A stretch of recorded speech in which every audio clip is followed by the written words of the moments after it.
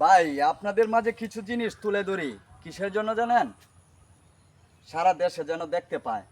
আসলে আমাদের বাংলাদেশে এই যে জিনিসটাকে আপনারা চিনেন না, এগুলাকে কি বলেন আপনারা?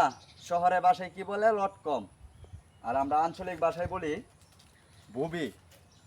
এগুলা কিন্তু অনেক, আমাদের এই যে এই জায়গাটা দেখছেন, এই যে গাছটাতে অনেক ধরেছে। হ্যাঁ, আর এই বুবিটা, এটা এখন টক। এটা খেতে হলে এখন অনেক টক লাগবে। আর আপনাদেরকে আরো দেখাই, দেখেন আমাদের বিশাল বড় বাগান। এই যে এই পাশে দেখেন কত গাছ, আরো দেখেন এইদিকে অনেক অনেক ধরনের গাছ আছে।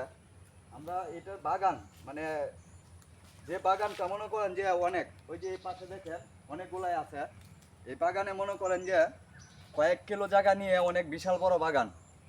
এই বাগানে সব কিছুই পাবেন, কাঁঠাল পাবেন।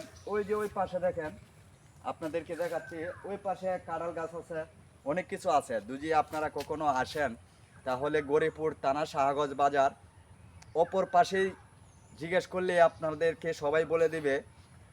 অনেক মানে বিশাল বড় একটা বাগান। এখানে কয়েক কিলো রাস্তা নিয়ে একটা বাগান হয়েছে।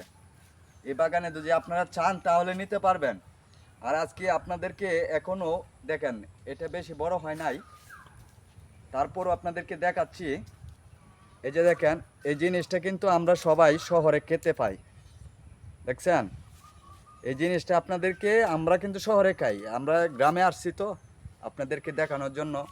আপনারা দেখলে বুঝতে পারবেন আসলে সব কিছুই আমাদের বাংলাদেশে হয়, যদি করার মতো হয়। এই জিনিসটা কিন্তু অনেক সুস্বাদু হয়।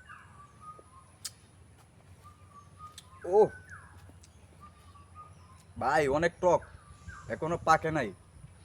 বিদায় পাকে নাই দেখেই টক বেশি। খাইলে অনেক টক লাগে ভাই, আপনাদের মুখে জল আসে পড়বে।